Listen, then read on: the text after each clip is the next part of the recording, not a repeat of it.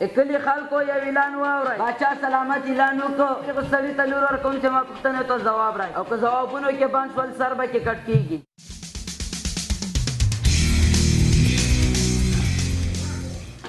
رامخکې څه ځوانه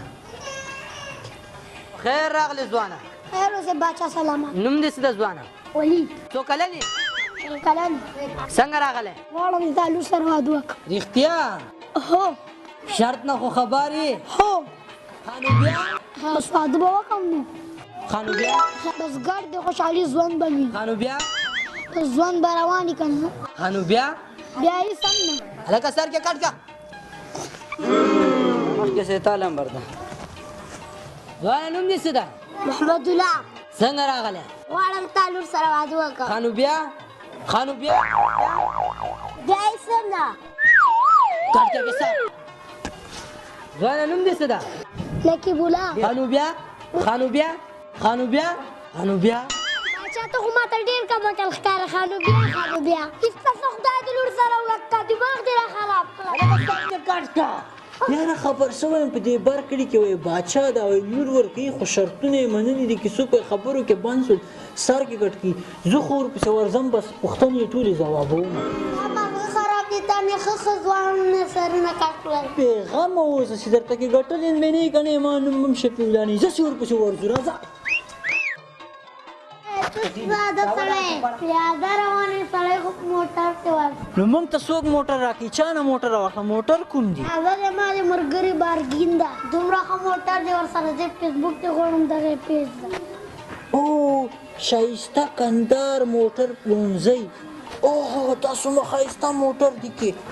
څومره ارزانه دي دا چیرته ده د غزني بازار کابل او د کندهار لویه لاره د خلیل خوتک شارک ښایسته موټر دی ارزانه راځه دا سپین فیلډر اخلم راځه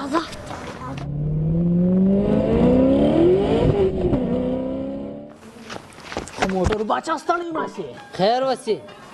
موټر ورک نه کول ته مو دراو وانې مکه بل به واخلو هسې هم ښه ارزانه دی مو که نه ډېر ښه بارګین ښه باچا صاحب پوښتنې دې کوه په موږ ناوخته ده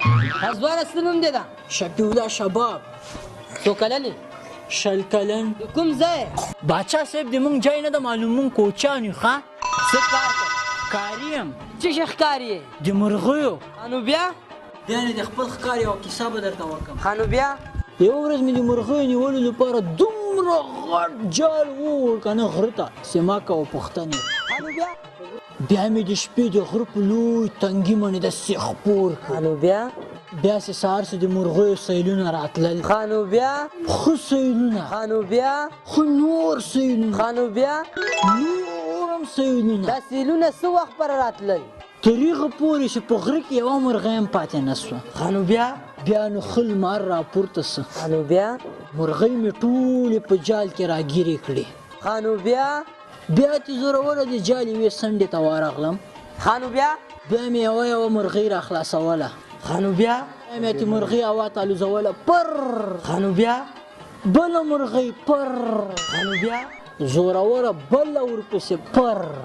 خانو بیا بله پر خانو بیا دا څومره مرغۍ دي چې په جال کې ایسارې دي لیونی بېحسابه مې په جال کې راایسارې کړي اوسه پورې خو مې د جال هغه یوه څنډه هم لا نه ده خالي کړې خانو بیا پر خانو بیا پر بله مرغۍ پر بله مرغۍ پر ته به دا څو پره مرغۍ الوځې پر هغه پورې ولا کې ختمې کړي چې څو پورې تا د خانو بیا نه یې ختم شوي پر مرغۍ دې څه نه خلاصېږي هم زویه څو پورې د پوښتنې بې جوابه پاتې نه شي پر درته مبارک دي دې لایق یې ما لور دې تا سوه مننه پر